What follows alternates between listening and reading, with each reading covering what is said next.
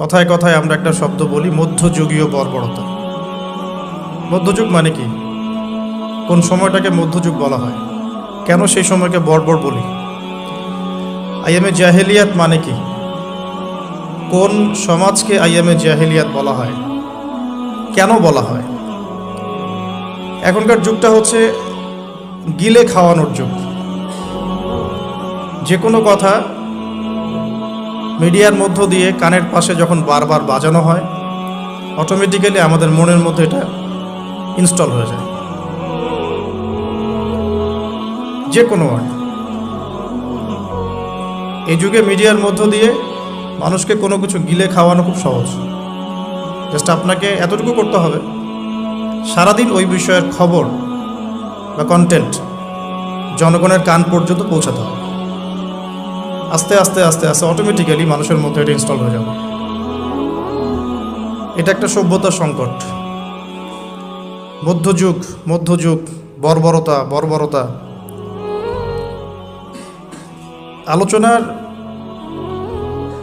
কোনো অংশই অস্পষ্ট আমি রাখছি না ইনশাআল্লাহ, কারণ সব কিছু সুস্পষ্ট করার সময়টা এখনই। যদি না করা হয় তাহলে দেরি হয়ে যাবে। তো প্রথম কথা আমরা একটু শিখে নেই যে মধ্যযুগ কেন বলি আইয়ামে জাহিলিয়াতকে। প্রথম কারণ হচ্ছে ওই যুগে মানবতা বলে কিছু ছিল না। তাহলে এই যুগে কি আছে? অনেস্টলি আপনাকে জিজ্ঞাসা করছি আমি, আপনি বলেন না আমাকে, এই যুগে কি মানবতা বলতে আসলেই কিছু বাকি আছে? বাকি যাদের মধ্যে আছে সেই সব মানুষগুলোকে তো আমরা এখন ব্যঙ্গ করছি। মানবতা কোথায় আছে? এই কিছু দাড়ি টুপি পাগড়ি জুব্বাওয়ালা মানুষের মধ্যেই। অন্য কোথায় মানবতা দেখাবেন আপনি? মানবতা ছিল না মধ্যযুগে ছিল না নারীর কোনো সম্মান। সত্যি কি এখনকার সোকল্ড মডার্ন সিভিলাইজেশনের মধ্যে নারীর সম্মান আছে? এটা আপনি মিডিয়ার মধ্য দিয়ে আমাকে গেলাবেন, আমাকে গিলতে হবে? সত্যি আছে বাকি? অনেস্টলি স্পিকিং, আমাদের মা বোন, আমাদের দিনী বোন থেকে শুরু করে সমাজের টপ টু বটম, একদম লেস থেকে শুরু করে টপ পর্যন্ত সবখানে কি নারীর সম্মান চমৎকারভাবে দেয়া হচ্ছে? সত্যি কি তাই? আমরা নিজেদের সাথে প্রতারণা করব না। আমরা কোরআন এবং হাদিসের সাথে তো প্রতারণা করছি দীর্ঘ সময় থেকে। অ্যাটলিস্ট বিবেকের কাছে আমরা প্রতারণা করব না, বিবেকের সাথে আমরা প্রতারণা করব না। সত্যিকার অর্থেই নারীর সেই সম্মান এখন নাই, ফুল স্টপ। 3 নম্বর, আইয়ামে জাহিলিয়াত কেন বলি? বিকজ ওই যুগে ছিল সুদ, ইকোনমিক সেকশন ছিল রিবা দিয়ে পরিপূর্ণ। তো আপনি কি আমাকে এখন রিবা মুক্ত একটা ওয়ার্ল্ড দেখাতে পারছেন? রিবা বা ইন্টারেস্ট মুক্ত, দুর্নীতি মুক্ত, ইকোনমিক সেকশনে করাপশন মুক্ত, ঘুষ মুক্ত, চাঁদাবাজি মুক্ত একটা ইকোনমিক সিস্টেম কি আপনি আমাকে দিতে পারবেন? এই বিশ্বে কি আসলেই এরকম কোন ইকোনমিক সিস্টেম বাকি আছে? ইকোনমি সম্পর্কে আমাদের পড়াশোনা এতই নিম্ন লেভেলের, মানুষকে এখন বোঝাতে হয় যে গোল্ড দিনার অ্যান্ড সিলভার দিরহাম এটা ইসলামিক কারেন্সি। মানুষকে এটা বোঝাতে হয়। মানুষ আমাদের সমাজে তর্ক করে, চাল দিয়ে ফেতরা দিবে না টাকা দিয়ে ফেতরা দিবে, এটা নিয়ে তর্ক হয়। পক্ষে বিপক্ষে তুলকালাম ঝগড়া হয়, কিন্তু তারা এটা রিয়েলাইজ করে না যে ইসলামিক কারেন্সি বলতে কি বোঝায়। কারেন্সির মধ্যেও সুদ আছে, পুরো ওয়ার্ল্ডের ব্যাংকিং সিস্টেমে সুদ আছে, হোক সেটা IMF বা ওয়ার্ল্ড ব্যাংক বা সেন্ট্রাল ব্যাংক বা এনজিওস, এভরি সিঙ্গেল সেকশন এখন সুদের আন্ডারে আছে। তাহলে আপনি কি আমাকে এই যুগটাকে খুব সভ্য যুগ বলবেন? কেন আইয়ামে জাহিলিয়াত বলা হয় সেটা আগে বলে নিচ্ছি। আইয়ামে জাহিলিয়াত কেন বলা হয়? বিকজ ওই যুগে ছিল জিনা আর ব্যভিচার আর মাদক আর জুয়া। তো আমরা এখন কোন জান্নাতি সমাজে আছি? এই যুগের মধ্যে কি জেনা নাই, ব্যভিচার নাই, ধর্ষণ, গুম খুন, সুদ ঘুষ, দুর্নীতি, করাপশন বা জুয়া, এগুলো কি এই যুগের মধ্যে নাই? আমরা তো বলি বিশ্বায়নের যুগ। তাহলে ওই সময়ে ওই পাপগুলো নিঃসন্দেহে একটা সংক্ষিপ্ত পরিসরে সীমাবদ্ধ ছিল। এখন এই পাপগুলোর গ্লোবালাইজেশন হয়েছে, দ্যাটস অল। তাহলে আমরা প্রথমে এতটুকু জানলাম যে কেন আমরা ওই সময়টাকে মধ্যযুগ বলি, বর্বর বলি, আইয়ামে জাহিলিয়াত কেন বলি। মোটা দাগে এগুলো ছিল সামাজিক এবং রাজনৈতিক সমস্যা। কিন্তু ধর্মীয় সমস্যা কী ছিল? শিরক। ওই যুগের মানুষ আল্লাহ পাকের একত্ববাদের সামনে মাথা নত করেনি। ওই যুগের মানুষ বহুত্ববাদী ছিল। চন্দ্র, সূর্য, গ্রহ, নক্ষত্র, গাছপালা, দেবদেবী, প্রতিমা এগুলোর পূজা করত। তো এই সমস্যাটা কি এখন নাই? আমরা নন মুসলিমদের কথা বলছি না, ইভেন মুসলিমদের মধ্যেও কি প্রবলেমসগুলো নাই? আচ্ছা, অনেক ইউনিভার্সিটিস আমাদের সমাজে আছে, স্কুল, কলেজ। শিরক আলাদা ডিপার্টমেন্ট কোথায় আছে? তাওহিদ এই ডিপার্টমেন্ট কোথায় আছে? একটা মজার কথা বলি, সেটা হলো আমরা যারা কোরআন হাদিস পড়ি, পড়াই, আলেম, তালেব ইলম, সবাই হাদিসটা জানি যে শেষ জামানার সবচেয়ে বড় ফিতনা হলো মাসিহুদ দাজ্জাল। পৃথিবীর কোনো ইউনিভার্সিটিতে দাজ্জালকে নিয়ে পড়ানো হয় না, অথচ এটা পৃথিবীর সবচেয়ে বড় ফিতনা হবে সামনে। তো আমি এখানে আপনাদের কনফিডেন্স ভাঙতে আসি নাই, মেরুদণ্ড ভাঙতে আসি নাই। আমি কয়েকটা জায়গায় আপনাদের দৃষ্টি নিবদ্ধ করতে এসেছি যে আইয়ামে জাহিলিয়া যে যুগটাকে আমরা বলতাম, এখন কিন্তু তার চেয়ে কোনো ভালো যুগে আমরা বসবাস করছি না। হ্যাঁ, উন্নতি হয়েছে আমাদের কোন কোন ক্ষেত্রে। জনসংখ্যা বেড়েছে, আমাদের সায়েন্স অ্যান্ড টেকনোলজির উন্নতি হয়েছে, প্রযুক্তিগত উন্নয়ন হয়েছে। আগেকার রোড এখনকার রোড এক না। এখন আমরা ফ্লাই করি, আমরা এক্সপোর্ট ইম্পোর্ট করি, আমরা মহাকাশ জয় করেছি, আমরা সাগর জয় করেছি, পাহাড় জয় করেছি, এগুলো তো হচ্ছে। সত্যিকার অর্থে বিজয় কাকে বলে এটাও আমাদেরকে ভাবতে হবে। এই সামগ্রিক সভ্যতা নিয়ে যদি কালকে আমাদের মাঠে আমরা জান্নাতে যেতে না পারি, তাহলে কি আমরা বলবো আমরা বিজয়ী ছিলাম? আল্লাপাক কি বলছেন? আল্লাপাক বলছেন ফামান যুহজিহা আনিন নারি ওয়া উদখিলাল জান্নাতা ফাকাদ ফাজ। আদম আলাইহিস সালাম থেকে শুরু করে শেষ নবী মুহাম্মদ সাল্লাল্লাহু আলাইহি ওয়াসাল্লামের উম্মত পর্যন্ত, এই যে কোটি কোটি মিলিয়ন বিলিয়ন মানুষের মধ্যে যারাই পুলসিরাত পার হতে পারবে, জাহান্নাম থেকে বাঁচতে পারবে, জান্নাতে যেতে পারবে, ফাকাদ ফাজ, তারা সফল। তা আমরা এখানে ডেফিনেশন অফ সাকসেসও পাচ্ছি। তাহলে আমরা এখন বলতে পারি না যে এই সভ্যতার উন্নয়ন দিয়ে আমরা জান্নাতে যেতে পারবো, আদর্শগত উন্নয়ন দিয়ে আমরা জান্নাতে যেতে পারবো ইনশাআল্লাহ। তো এই আদর্শগত উন্নয়ন সাধন করার জন্যই আল্লাহ রাব্বুল আলামিন আইয়ামে জাহিলিয়াতের মতো যুগেও মুহাম্মদ সাল্লাল্লাহু আলাইহি ওয়াসাল্লামকে পাঠিয়েছেন। বলি সুবহানাল্লাহ। আল্লাহ পাকের একটা বড় দয়া যে আল্লাহ পাক চাচ্ছেন আমরা জান্নাতে যাই। আল্লাহ পাক চাচ্ছেন এই আইয়ামে জাহিলিয়াতের মানুষগুলো আবার আল্লাহর পথে ফিরে আসুক, আল্লাহকে ফিরে পাক, আল্লাহকে চিনুক, আল্লাহকে জানুক, দুনিয়াতেও সফল হোক, পরকালেও জান্নাতে যাক। এটা আল্লাহ পাক চাচ্ছেন। এই সিলসিলাতে আল্লাহ রাব্বুল আলামিন প্রায় 1,24,000 নবী রসুল পাঠিয়েছেন। আলহামদুলিল্লাহ, প্রায় 1,24,000। স্পেসিফিকলি আমি বলতে পারবো না, কারণ এই ফিগারটা এভাবে বলা যায় না, কিন্তু কিছু কিছু হাদিসের মধ্যে আছে 1,24,000 নবী রসুল পয়গম্বর আল্লাহ পাক পাঠিয়েছেন। কোরআনুল কারীমে আছে 25 জন নবীর নাম। আর আল্লাহ পাক বলেছেন আমি এমন অনেক নবী চলে গেছেন যাদের নাম তোমাকে জানাইনি, যাদের কথা আমি তোমাকে বলি নাই, হে নবী সাল্লাল্লাহু আলাইহি ওয়াসাল্লাম। তো এখন আমরা দেখব যে ওই যুগটাকে কি নবী সাল্লাল্লাহু আলাইহি ওয়াসাল্লাম পরিবর্তন করতে পেরেছিলেন কিনা। তার আগে একটু বুঝে নেই যে ওই সমস্যাগুলো আমাদের সমাজে এখন আছে কিনা। যে পয়েন্টসগুলো আমি প্রথমে বললাম, কেন আমরা ওই যুগটাকে বর্বর বলি, জাহিলি যুগ বলি।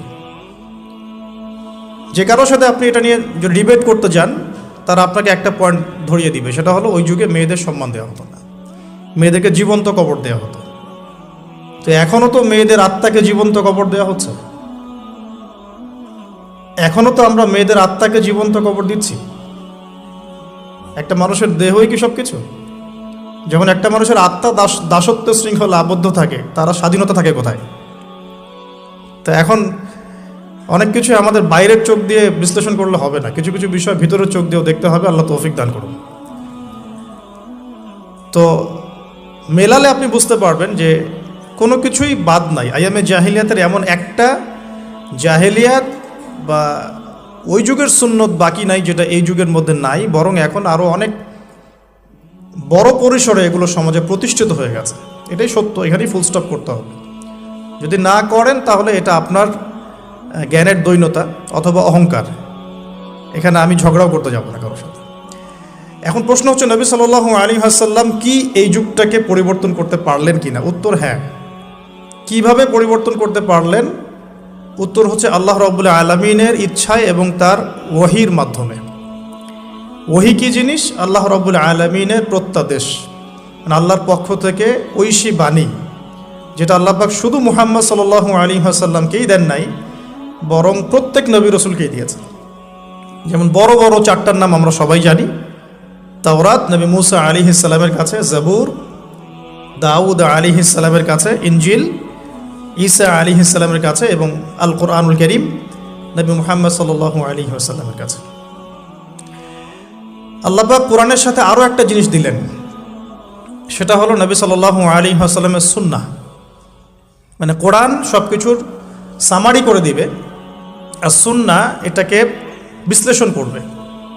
ফর এক্সাম্পল, আল্লাহ পাক কোরআনের প্রায় 85 জায়গায় বলেছেন, বা সম্ভবত পরিসংখ্যানটা আরও বেশি হতে পারে, যে আকিমুস সালাহ ওয়া আতুজ যাকাহ, তোমরা সালাত কায়েম করো এবং যাকাত প্রদান করো। কিন্তু আপনি কোরআনে কিন্তু পাবেন না যে রুকু কেমন করে করতে হয়, কয়বার তাসবিহ পড়তে হবে, সিজদা কেমন করে করতে হয়, কয় তাসবিহ পড়তে হবে। হ্যাঁ, আপনি প্রথম রাকাতে সূরা ফাতিহার পর কি পড়বেন, কিভাবে রুকু করবেন, কতটুকু অ্যাঙ্গেলে মাথাকে নোয়াবেন, সিজদায় আপনার হেড পজিশন কোথায় থাকবে, এই বিষয়গুলো কিন্তু ভেঙে ভেঙে কোরআনে কোথাও নাই। এই কারণে আল্লাহ রাব্বুল আলামিন এক্সট্রা আরেকটা জিনিস দিলেন, সেটা হলো সুন্নাহ। নবী সাল্লাল্লাহু আলাইহি ওয়াসাল্লাম নিজে করে দেখালেন যে এটা এভাবে করতে হবে। এটা দেখেছেন কারা? সাহাবায়ে কেরাম। সাহাবায়ে কেরাম তাকে নিজ চোখে দেখেছেন। সাহাবা কাকে বলে? যারা নবী সাল্লাল্লাহু আলাইহি ওয়াসাল্লামকে স্বচক্ষে দেখেছেন এবং ঈমান এনেছেন, মুমিন অবস্থায় ইন্তেকাল করেছেন। নবীকে কিন্তু আবু জেহেলও দেখেছিল, তাই বলে আবু জেহেল তো সাহাবী নয়। আবু জেহেল কি সাহাবী? আচ্ছা, তো কোরআন এবং হাদিস আল্লাহ রাব্বুল আলামিন নবী সাল্লাল্লাহু আলাইহি ওয়াসাল্লামকে দিলেন ঐশী গ্রন্থ হিসেবে। মাত্র 23 বছর সময় লেগেছে নবী সাল্লাল্লাহু আলাইহি ওয়াসাল্লামের সেই সমাজটাকে পরিবর্তন করতে। কোন সমাজ? যেই সমাজটা এই যুগের সব নোংরামি একত্রিত করলে যে সমাজটা হবে, সেই সমাজ। তাহলে আমরা বুঝতে পারছি যে সমাজে যত নোংরামি থাকুক না কেন, আল্লাহ পাকের কিতাব এবং তার নবীর সুন্নাহর মধ্য দিয়ে এটাকে পরিবর্তন করা সম্ভব। এটা অসম্ভব কিছু নয়। নবীজি করেও দেখালেন মাত্র 23 বছর। আর 23 বছর তো এত অল্প সময়। আমরা 23 বছর নামাজই পড়ি নাই অনেকেই। মেবি এখনও অনেকে উপস্থিত আছেন বা এই লেকচার শুনবেন যারা 40 বছরও সেজদা করে নাই, 50 বছরও সেজদা করে নাই। তবে তাদের জন্য একটা সুসংবাদ, সেটা হলো আল্লাহ পাক তার এই সমস্ত গুনাহ মাফ করে দিবেন যদি মৃত্যুর আগে খালি একবার বলতে পারে, আস্তাগফিরুল্লাহ আল্লাযী লা ইলাহা ইল্লা হুয়াল হাইয়ুল কাইয়্যুম ওয়া আতুবু ইলাইহি। আল্লাহ পাক সমস্ত গুনাহ মাফ করার জন্য প্রস্তুত আছেন। তো 23 বছর কিন্তু খুব বেশি সময় নয়। প্রশ্ন হচ্ছে এখন আরেকটা, যে কিভাবে নবী সাল্লাল্লাহু আলাইহি ওয়াসাল্লাম এত অল্প সময়ের মধ্যে এই ব্যাপক সামাজিক বিপ্লব সংগঠিত করলেন। আমরা কিন্তু অনেক বিপ্লবের কথা পড়েছি, পড়ে আজকে আপনারা এই পর্যন্ত এসেছেন। আপনারা যারা student, running student, teacher, honourable guardian যদি কেউ থেকে থাকেন, আমরা কিন্তু অনেক বিপ্লবের কথা পড়েছি একদম স্কুল লেভেল থেকে। হ্যাঁ, পলাশির যুদ্ধ দিয়ে আমরা পড়া শুরু করেছিলাম সমাজবিজ্ঞান বইগুলোতে ছোটবেলায়। ইংরেজদের সময় কেমন ছিল, ওদেরটাও তো বিপ্লব। ইংরেজরা সারা বিশ্ব শাসন করেছে, এটাও তো ওদের বিপ্লব। বলশেভিক পড়েছেন, চাইনিজদেরটা পড়েছেন, মুসলিনিরটা পড়েছেন, তারপরে প্রাচীন গ্রিক দর্শনগুলো পড়েছেন, তাই না? তারপরে আমরা যে ফোরাত, ইউফ্রেটিস নিয়ে এতগুলো কথা বলি, ওখানে যে প্রাচীন ব্যাবিলনের সভ্যতা ছিল, এগুলো পড়েছেন। চাইনিজদের তো রিসেন্ট, এটা তো বেশি দিন হয়নি। আফ্রিকান কন্টিনেন্ট থেকে শুরু করে পুরো বিশ্বে আপনারা তো আলেকজান্ডার দ্য গ্রেট পর্যন্ত পড়েছেন। তো এই যে বিপ্লবগুলো আপনারা পড়েছেন, কত সময় লেগেছে এক একটা বিপ্লব প্রতিষ্ঠা হতে, বা ওটা সমাজে ইম্প্যাক্ট করতে কত সময় লেগেছে। আর নবী সাল্লাল্লাহু আলাইহি ওয়াসাল্লামের কোরআন সুন্নাহ দিয়ে পুরো বিশ্বকে চেঞ্জ করতে কত সময় লেগেছে। এখানেই তো প্রমাণ হয় যেটা আল্লাহর পক্ষ থেকে এসেছে। এখানেই তো প্রমাণ হয় যেটা আল্লাহ রাব্বুল আলামিনের পক্ষ থেকে না আসলে এটা সম্ভব ছিল না। এবং নবী সাল্লাল্লাহু আলাইহি ওয়াসাল্লামের ইন্তেকালের সাথে সাথে কি বিপ্লব থেমে গেছে? দেখবেন মাও সেতুং নাই, তার বিপ্লবটা কতদিন স্থায়ী ছিল। সোভিয়েত এখন নাই, হিস্ট্রি হয়ে গেছে, কিন্তু তাদের ইন্তেকালের পর তাদের আদর্শটা কতদিন লাস্ট করলো পৃথিবীতে। গ্রিকরা এখন নাই, পার্সিয়ানরা এখন নাই, তাদের ইন্তেকালের পরে তাদের রেভলিউশনগুলো কতদিন ছিল ওয়ার্ল্ডের বুকে। আর নবী সাল্লাল্লাহু আলাইহি ওয়াসাল্লাম ইন্তেকাল করেছেন আজকে থেকে, আমি যে লেকচার দিচ্ছি এখন থেকে নিয়ে প্রায় 1450 বছর আগে। এখন পর্যন্ত তার অনুসারীদের সংখ্যা কমে নাই, দিন দিন বাড়ছে। এটাই তো প্রমাণ হয়, এটাই তো প্রমাণ হয় যে নবী সাল্লাল্লাহু আলাইহি ওয়াসাল্লাম যে মানদণ্ডের সমাজ পরিবর্তন করেছেন এটা আল্লাহর পক্ষ থেকে এসেছে। এটা আল্লাহ পাক রেখেছেন পৃথিবীতে বলেই আছে, ওগুলোকে আল্লাহ পাক রাখেন নাই, তাই নাই। তো কাজের কথায় আসি, নবী সাল্লাল্লাহু আলাইহি ওয়াসাল্লাম একা একা এই সমাজটা পরিবর্তন করেন নাই। প্রথম কথা, তিনি যখন হেরা গুহায় আল্লাহ পাকের ওহী আসছে, প্রথম যে ওহীটা এসেছে সেটা হলো ইকরা, নবী আপনি পড়ুন বিসমি রব্বিকাল্লাযী খালাক, আপনার সেই রবের নামে যিনি আপনাকে সৃষ্টি করেছেন। এখান থেকে আমরা বুঝতে পারছি সমাজ পরিবর্তন করতে হলে পড়াশোনার কোনো বিকল্প নাই। উপকারী যে কোনো বিদ্যাই পড়াশোনা, উপকারী যে কোনো জ্ঞানই পড়াশোনা, তবে সব পড়াশোনাই কোরআন সুন্নাহ ভিত্তিক নয়। কিছু আসে বৈষয়িক পড়াশোনা, বৈষয়িক লেখাপড়া করতে আল্লাহ পাক আমাদেরকে নিষেধ করেননি, কোরআন সুন্নাহ নিষেধ করছে না। কিন্তু কোরআন এবং সুন্নাহ ইসলাম চাচ্ছে আপনার পড়াশোনার জ্ঞানটাকে আপনি আল্লাহর জন্য কাজে লাগান, দ্যাটস অল, আর কিচ্ছু না। টেক্সটাইল বলেন, মেডিকেল সায়েন্স বলেন, ইঞ্জিনিয়ারিং বলেন, হ্যাঁ পলিটিক্যাল সায়েন্স বলেন, জিও পলিটিক্স বলেন, কোনো সাবজেক্ট স্টাডি করতে কোরআন সুন্নাহ আপনাকে নিষেধ করছে না। আমরা কেন কনজাস্টেড চিন্তা করি? বরং আমি বলি আপনারা বড় স্বপ্ন দেখবেন। আল্লাহ পাক শুধু এতটুকু চাচ্ছেন আপনি আল্লাহর দেয়া ইলম অনুযায়ী আমল করছেন কিনা, এবং সেই জ্ঞানটাকে আপনি দিনের জন্য কতটুকু কাজে লাগাচ্ছেন। ওই প্রফেশনের থেকে রিজিক অর্জন করে সেই রিজিকের কতটুকু আপনি আল্লাহর পথে ব্যয় করছেন, আল্লাহ পাক এটা দেখতে চায় না। হালাল যে কোনো প্রফেশনই আল্লাহর কাছে সম্মানের। তো অনেক সময় আমরা নামাজ কালাম শুরু করলেই কিছুটা হীনমন্যতায় ভোগা শুরু করি। আমি কি তাহলে ট্র্যাক চেঞ্জ করে দিব? ট্র্যাক চেঞ্জ করে আমি কি আবার মক্তবে ভর্তি হব? আমি কি আবার মাদ্রাসায় আসবো? আমি কি আবার দাওরা দিব? সবাই সব কিছু করতে পারবে না, আর সবাইকে আল্লাহ পাক সব কিছু করতে বলেনও নি। সমাজে নির্দিষ্ট একটা অংশের মানুষকে আল্লাহ পাক বলেছেন যে তারা দ্বীনের জ্ঞান চর্চা করবে, তারা বড় বড় আলেম হবে, মুজতাহিদ হবে, ফকিহ হবে, মুহাদ্দিস মুফাসসির হবে, তারা বাকি জনগণকে লিড দিবে ধর্মতাত্ত্বিক ক্ষেত্রে। এবং যে যে প্রফেশনে থাকবে সেখানে যদি তারা সৎ থাকে, তাদের কাজে অনেস্ট থাকে এবং ওই রিজিকটাকে আল্লাহর পথে ব্যয় করে, ওই জ্ঞানটাকে আল্লাহর জন্য কাজে লাগায়, ইনশাআল্লাহ দুনিয়াতেও সফল হবে, পুরো জাতি ঐক্যবদ্ধভাবে জান্নাতে যাবে ইনশাআল্লাহ। অনেক জাতি কিন্তু একসাথে জান্নাতে যাবে, কারণ তারা সেভাবেই তাদের দুনিয়ার জীবনটাকে সাজিয়েছিল। তো নবী সাল্লাল্লাহু আলাইহি ওয়াসাল্লাম একা করেন নাই, সাহাবীদেরকে নিয়ে করেছেন। প্রথম ওহীটা এসেছে পড়াশোনা কেন্দ্রিক। সো আমাদের সবাইকে প্রচুর পড়াশোনা করতে হবে, এটা আমার প্রথম নসিহত আছে। আমাদের সবাইকে প্রচুর পড়াশোনা করতে হবে, প্রচুর প্রচুর, মানে আমি কত প্রচুর বোঝাচ্ছি এটা আমি নিজেও ব্যাখ্যা করতে পারবো না। জাস্ট এতটুকু বলবো যে এখন আমার কাছে যা মনে হয় যে কোরআন এবং সুন্নাহর এই জ্ঞানের যে সাগর, এখানে আমি কেবল হাতড়ে বেড়াচ্ছি, ভালো করে সাঁতারও কাটতে পারছি না। ডুব দিয়ে নিচ থেকে মণিমুক্তা তোলা তো আমার জন্য অনেক বহুত দূর কি বাত, মানে এটা বলে না যে বহুত দূর কি বাত। তো এটা অনেক গভীর। আমরা দুই একটা চটি বই পড়ে নিজেদেরকে অনেক বড় কিছু ভাববো না। আমরা কয়েকটা বইয়ের অনুবাদ পড়েই নিজেকে অনেক বড় কিছু ভাববো না। ওইদিকে আমি পড়ে আসছি কিভাবে পড়াশোনা করব। আমাদের পড়াশোনা করতে হবে অনেক বেশি। যে পড়াশোনাগুলো আপনারা করছেন এগুলো তো করবেনই, পাশাপাশি ইসলাম জানার জন্যেও 4টা 5টা 10টা বই যথেষ্ট না। ক্লাসিক্যাল সিলেবাস ফলো করে পড়াশোনা করতে হবে। তো আমরা প্রথম শিখলাম নবী সাল্লাল্লাহু আলাইহি ওয়াসাল্লাম সামাজিক এই জাহেলিয়াত দূর করার জন্য আগে জ্ঞান চর্চার তাগাদা দিয়েছেন। এটা আল্লাহ পাকের ওহী এবং রাসূল সাল্লাল্লাহু আলাইহি ওয়াসাল্লামও বলেছেন, তালাবুল ইলমি ফরিদাতুন আলা কুল্লি মুসলিম। তো সবাই জানেন মাশাআল্লাহ, প্রত্যেক মুসলমানের উপরে জ্ঞান অর্জন করাটা ফরজ করা হয়েছে, এটা নফল কিছু নয়, ফরজ।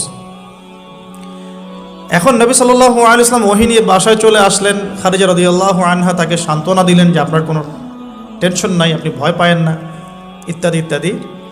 ওয়ারাকা বিন নাফেলের কাছে নিয়ে যাওয়া হয়েছে। ওয়ারাকা বিন নাফেল তিনি বলেছেন যে তোমার কাছে যে ফেরেশতা এসেছিল তার নাম নামুস বা জিবরাইল আলাইহিস সালাম, যে নবী মুসা আলাইহিস সালামের কাছেও এসেছিল।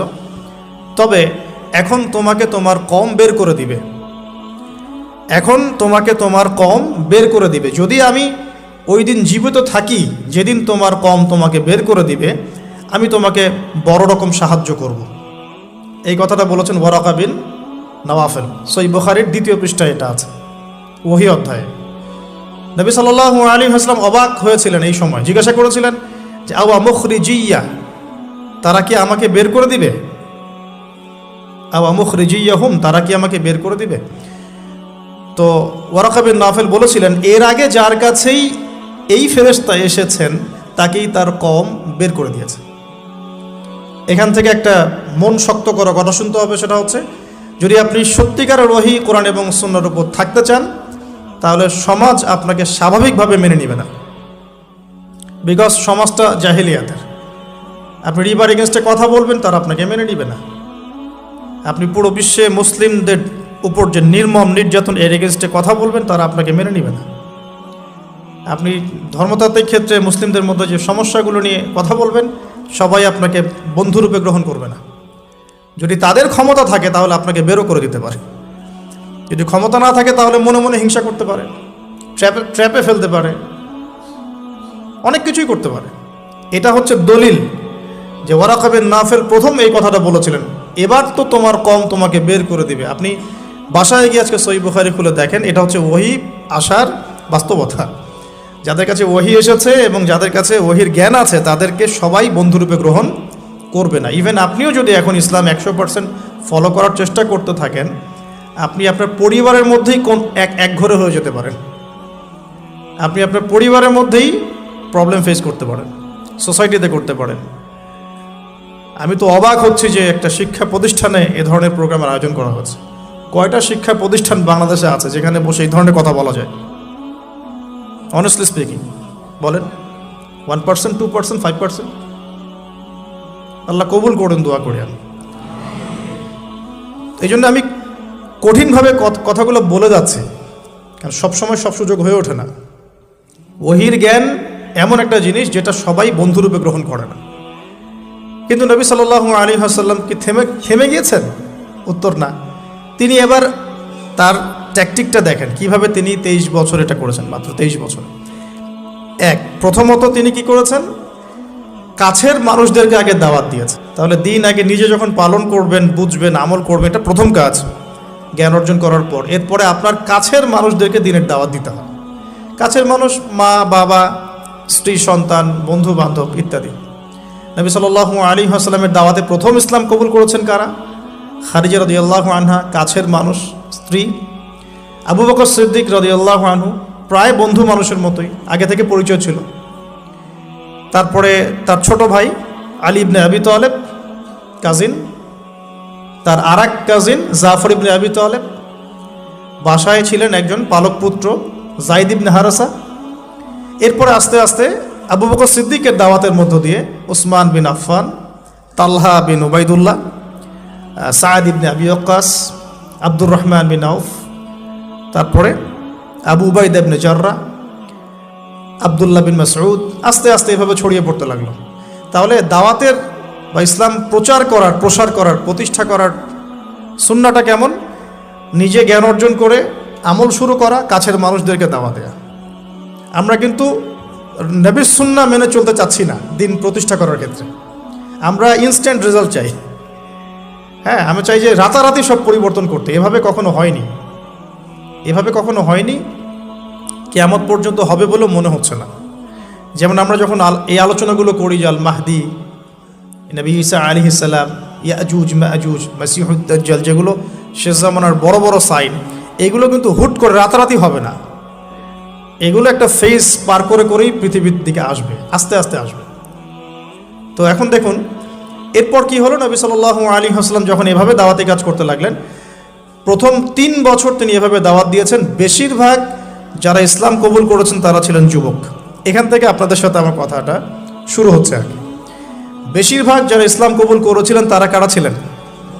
যুবক। আপনি সিরাত পড়েন, অ্যাটলিস্ট আর রাহিকুল মাখতুম বইটা পড়ে দেখেন, দেখবেন বেশিরভাগই ছিলেন তরুণ প্রজন্ম। কেন তরুণ প্রজন্ম?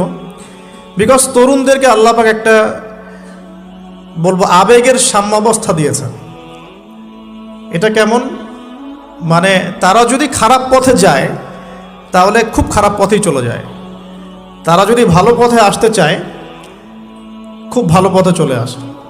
তারা চ্যালেঞ্জ গ্রহণ করতে পারে, খোলা মনে সিদ্ধান্ত নিতে পারে, অনেক সময় আবেগকে প্রশ্রয় দেয়, আবেগে কখনো ভুল সিদ্ধান্ত নেয়, কখনো কিন্তু সঠিক সিদ্ধান্ত নেয়। তো তরুণদের মধ্যে একটা চ্যালেঞ্জ গ্রহণ করার মানসিকতা থাকে যে ঠিক আছে আমি ইসলামের পথে থাকবো, পরিবার আমাকে না সহ্য করে না করুক। এই জিনিসটা 40-50 বছর একটা মানুষ করতে পারে না।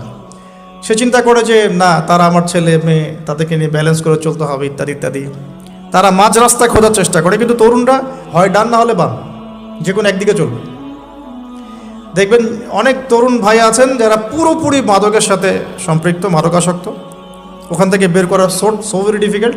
আবার অনেক তরুণ প্রজন্ম আছে যারা মাদক কখনো হাতি দেয় না। আপনি এরকম দুটো প্রজন্ম দেখবেন বাংলাদেশে। কেউ কখনো জুয়ার আসরে কখনোই বসে নাই, আর কারো জুয়া না খেললে ঘুম আসে না। কেউ তাহাজ্জুদ ছাড়া ঘুমাচ্ছেন না, আর কেউ মসজিদে যায়ই নাই কখনো। একটা দৈন্যতা আছে, মেরুকরণ আমাদের দেশের তরুণ প্রজন্মের মধ্যে। তবে এটা আমাদের জন্য ভালো সংবাদ যে আলহামদুলিল্লাহ দিন দিন তরুণ প্রজন্মের মধ্যে একটা পরিবর্তন আসছে। এটা আল্লাহ পাকের খাস রহমত, যাদের মাধ্যমে আসছে আল্লাহ পাক তাদেরকে যেন কবুল করেন, দোয়া করি আমি। এখন সমাজ কি থেমে থাকলো? না, সমাজ কিন্তু এটা ভালো করে মেনে নিল না। এবার শুরু হলো তাদের প্রতি অত্যাচার, ফিজিক্যাল টর্চার, মেন্টাল টর্চার, অর্থনৈতিক অত্যাচার, কোনো কোনো ক্ষেত্রে পরিবার বের করে দিল। মুসআব বিন উমাইরের জীবনী পড়ে দেখেন, ওসমান বিন আফফান রাদিয়াল্লাহু আনহুর জীবনী পড়ে দেখেন, জাফর ইবনে আবি তালেবেরটা পড়েন, আলী ইবনে আবি তালেবের জীবনী পড়েন, দেখেন বেলাল ইবনে রাবাহ তার জীবনী পড়ে দেখেন, সুমাইয়া রাদিয়াল্লাহু আনহারটা পড়েন, খাব্বাব রাদিয়াল্লাহু আনহুরটা পড়েন, তারপরে ইয়াসির পরিবারেরটা পড়েন। হ্যাঁ, মানে আসলে সাহাবীদের মধ্যে খুব কম সংখ্যক সাহাবী এমন ছিলেন যাদেরকে কোনো রকম নির্যাতন ফেস করতে হয় নাই। তো এরপরেও দাওয়াত থেমে যায় নাই, দাওয়াত চলতে লাগলো। কারা অপোজিশনে ছিল? আবু জেহেল, আবু লাহাব, উতবা, শাইবা, রবিআ, সাআদাতু কুরাইশ, অর্থাৎ কুরাইশদের সর্দার যারা, তারা কি আল্লাহকে বিশ্বাস করতো না? উত্তর হ্যাঁ করত। হ্যাঁ, তারা আল্লাহকে বিশ্বাস করত। ইভেন তারা হজও করত, তখন হজমরাও ছিল বিকৃত। তারা আল্লাহকে বিশ্বাস করতো, আল্লাহর জন্য নজর মানত করতো, কোরবানি করতো, সবই করতো। তাহলে সমস্যা কোথায় ছিল? সমস্যা এখানে ছিল যে তারা কোরআন এবং হাদিস কেন্দ্রিক ইসলামটাকে সামগ্রিক জীবনে বাস্তবায়ন করতো না। তারা আল্লাহকে বিশ্বাস করতো, আল্লাহর দাসত্ব করতো না। আল্লাহ বলতে একজন আছেন, উপরওয়ালা একজন আছেন, এটা তারা বিশ্বাস করতো, কিন্তু তারা বাস্তবে এটাকে আমল করে দেখাতো না, দাসত্বটা করতো না। এখন এই বিষয়গুলো যখন চলতে লাগলো, এক পর্যায়ে নবী সাল্লাল্লাহু আলাইহি ওয়াসাল্লাম সাহাবীদেরকে আবিসিনিয়ায় চলে যেতে বলেছেন যখন নির্যাতন বাড়তে লাগে। আবিসিনিয়া কোন জায়গা? এখন জিওপলিটিক্স তো আপনারা পড়েন, জানি আমি। এখনকার ইথিওপিয়া না, ইরিত্রিয়া, এখনকার ইরিত্রিয়া। এই জায়গায় একজন বাদশাহ ছিলেন, তার নাম বাদশাহ নাজাশি। বাদশাহ নাজাশি। তো এই বাদশাহ নাজাশি ছিলেন একজন খ্রিস্টান শাসক, এখনকার সমকামী খ্রিস্টান না, তিনি একজন ভালো খ্রিস্টান ছিলেন এবং নবী ঈসা আলাইহিস সালামকে তিনি ফলো করতেন। তিনি সাহাবীদেরকে আশ্রয় দিয়েছেন, আলহামদুলিল্লাহ। এটা আল্লাহ পাকের পরিকল্পনা ছিল। এখানে তারা কোনো সমস্যা ফেস করেন নাই। 2 দফা সাহাবীরা সেখানে হিজরত করেছেন। নবী সাল্লাল্লাহু আলাইহি ওয়াসাল্লাম বলেছিলেন সেখানে একজন এমন রাজা আছেন যার রাজ্যে কেউ জুলুমের শিকার হয় না। তো এদিকে মক্কার অবস্থা খারাপ হতে লাগলো, আবিসিনিয়ায় হিজরত হলো। এই সময়টুকুর মধ্যে আল্লাহ পাক আরও কিছু যুবককে ইসলাম কবুলের সৌভাগ্য দিলেন। তার মধ্যে অন্যতম একজন হচ্ছেন হামজা রাদিয়াল্লাহু আনহু, যার নাম আপনারা জানেন। জাস্ট আজকে বাসায় গিয়ে তার জীবনীটা পড়ে দেখবেন কীভাবে তিনি ইসলাম কবুল করলেন। আমি সেগুলো বলতে যাচ্ছি না, অন্য লেকচারগুলোতে বলেছিলাম। আরেকজন হচ্ছেন ওমর ইবনুল খাত্তাব। ওমর ইবনুল খাত্তাব, তার ব্যাপারে শুধু এতটুকু বলবো, তিনি ইসলাম কবুল করে যখন কাবা ঘরের সামনে গিয়েছেন তাকে মানুষ মারা শুরু করেছে। তো তখন তাকে একজন পরামর্শ দিচ্ছিল যে তুমি কি আফালা কুনতা কাতামত, তাকে বলা হয়েছে তুমি কি তোমার ইসলাম কবুলের বিষয়টা গোপন রাখতে পারতে না? যেমন আমরা বলি হিকমা অবলম্বন করতে পারতে না? তো তিনি বলেছিলেন যে লাউফারিকান্নাল হাক্কা মিনাল বাতিল কামা ফাররাকাল্লাহু বাইনাল লাইলি ওয়ান নাহার। তিনি বলছিলেন যে আমি আল্লাহর কসম করে বলছি, আমি অবশ্যই সত্য আর মিথ্যাকে আলাদা করে দিব, ঠিক যেভাবে আল্লাহ পাক রাত থেকে দিনকে আলাদা করে দেন। এরপর তার নাম হয়েছে আল ফারুক, মানে পার্থক্যকারী। ওমর আল ফারুক আমরা এই কারণে বলি, ওমর আল ফারুক মানে পার্থক্যকারী। তো এদিকে যুবকদের শক্তির মধ্য দিয়ে আবার নবী সাল্লাল্লাহু আলাইহি ওয়াসাল্লাম স্ট্রং হচ্ছেন, কিন্তু ইসলাম স্ট্রং হচ্ছে। ওদিকে আবিসিনিয়াতেও যুবকরাই, তরুণরাই ওখানে ইসলামের পতাকা নিয়ে গিয়েছেন, সেখানে বসবাস করা শুরু করেছেন। এবার নবী সাল্লাল্লাহু আলাইহি ওয়াসাল্লাম তায়েফে গেলেন, সেখানেও কিছু যুবক ছিল। তিনটা বড় বড় যুবকদের মানে কমিউনিটি ছিল, যাদের নেতৃত্ব দিত তিনজন বড় নেতা। একজনের নাম আবদে ইয়ালাইল, একজনের নাম ছিল আবদে মাসউদ, আরেকজন হাবিব বিন আমর। এই তিনজন ছিল বড় বড় গোত্র নেতা। নবীজি চেয়েছিলেন জিওপলিটিক্যালি যে আমি যদি তায়েফের সাপোর্টটা পেয়ে যাই, তাহলে মক্কার এই যে মানে ওরা যে আমাদের উপরে নির্যাতন করছে, এখান থেকে আমি একটা বড় পলিটিক্যাল অ্যালায়েন্স করতে পারবো তায়েফের সাথে। তায়েফবাসীর তখন ভাগ্যে হেদায়েত ছিল না, আল্লাহ যেভাবে চেয়েছেন। নবী সাল্লাল্লাহু আলাইহি ওয়াসাল্লামকে তারা তো গ্রহণ করেই নাই, বরং রক্তাক্ত করে সেখান থেকে বের করে দিয়েছে। নাউজুবিল্লাহ। নবী সাল্লাল্লাহু আলাইহি ওয়াসাল্লাম তাদের বিরুদ্ধে কোনো বদদোয়া করেন নাই। বদদোয়া করেছেন? এটাও আমাদের শিখতে হবে। কিছু হলেই যে আমরা মানে খুব কাউন্টার একটা অবস্থা চলে যাই, হ্যাঁ, ঝগড়া করতে থাকি, স্পেশালি ফেসবুকে। স্পেশালি কোথায়? ফেসবুকে। আর এটা আমাদের জীবনের অনেক বড় সময় খেয়ে ফেলে। কিয়ামতের মাঠে আমরা দেখবো যে ফেসবুক কত সময় খেয়েছে। হ্যাঁ, কিয়ামতের মাঠে পরিসংখ্যান যখন দেখা যাবে তখন বুঝতে পারবো যে ফেসবুক খেয়েছে 2 বছর ইন টোটাল। হ্যাঁ, আমার টেলিভিশন খেয়েছে 2 মাস, আমার ইউটিউব খেয়েছে কত, এরকম 5 মাস। হ্যাঁ, তারপরে অ্যাপস খেয়েছে, গেমস আর অ্যাপস খেয়েছে আমার এরকম 6 মাস। দেখবেন এগুলোই আমাদের জীবনের বড় একটা অংশ খেয়ে ফেলেছে। যদি একজন ব্যক্তি ডেইলি 1 ঘন্টা করে টিভি দেখে বা এইসব জায়গায় সময় কাটায়, তাহলে নিঃসন্দেহে সে 24 ঘন্টায় যদি 1 ঘন্টা করে কাটায়, তাহলে আপনি হিসাব করে দেখেন যে মাসে কত ঘন্টা যায়, বছরে কত ঘন্টা যায়, এবং কতদিনে সে 1 বছর কাটিয়ে ফেলে। অথচ কেয়ামতের দিকে পড়ে আসি, আলামে বারজাখ, যে মৃত্যুর পরের জীবন, এখানে বেশিরভাগ মানুষ একটাই কথা বলবে বা বলছে, এখনো হয়তো আমরা শুনতে পারছি না, বলবে বা হয়তো বলছে, আমরা শুনতে পারছি না। সেটা কি? তারা বলছে রব্বানা, হে আমাদের রব, আবসরনা, আমরা দেখলাম, পরকাল আমরা দেখেছি, ওয়া সামি'না, আমরা পরকাল শুনেছি, ফারজি'না, আমাদেরকে ফিরিয়ে দিন। কোথায় ফিরিয়ে দিন? দুনিয়ায়। কি করব? না আমাল সালিহান, আমরা সৎ আমল করে আসবো। ইন্না মুকিনুন, আমাদের এখন ইয়াকিন হয়ে গেছে। এই কথাটা কবরবাসী চিৎকার করে এখন হয়তো বলছে অথবা বলবে, আল্লাহু আলাম। আল্লাহ পাক সূরা আলিফ লাম মিম সাজদার মধ্যে আয়াতটা নাজিল করেছেন, রব্বানা, হে আমাদের রব, আবসরনা ওয়া সামি'না ফারজি'না না'মাল সালিহান ইন্না মুকিনুন, হে আমাদের রব, আমরা দেখেছি পরকাল, আমরা শুনেছি, বুঝেছি, মানে ইন্দ্রিয় দিয়ে পরকাল উপলব্ধি করেছি। এখন আমাদেরকে আল্লাহ একটা বারের জন্য আপনি দুনিয়ায় ফিরিয়ে দেন, না'মাল সালিহান, আমরা সৎ আমল করে ফিরে আসব। আল্লাহ পাক কিয়ামত পর্যন্ত আল্লাহ পাক বলছেন যে সুয়ের ছিদ্র দিয়ে উট যদি বের হতে পারত, তাহলে এই সুযোগটা আল্লাহ দিতেন। সুয়ের ছিদ্র দিয়ে কি উট বের হতে পারবে? অতএব আল্লাহ পাক এই সুযোগটা দিবেন না। সো আমরা এখানে টাইম অনেক ওয়েস্ট করছি। তো দেখুন, যেখানে ছিলাম, যে তায়েফবাসী এভাবে যখন ফিরিয়ে দিলেন, এরপরে কি হলো, নবী সাল্লাল্লাহু আলাইহি ওয়াসাল্লাম বদদোয়া করলেন না, যে কাজটা আমরা প্রায়ই করে থাকি একে অপরের সাথে, বরং তিনি তায়েফবাসীর জন্য দোয়া করলেন। আর আল্লাহ রাব্বুল আলামিন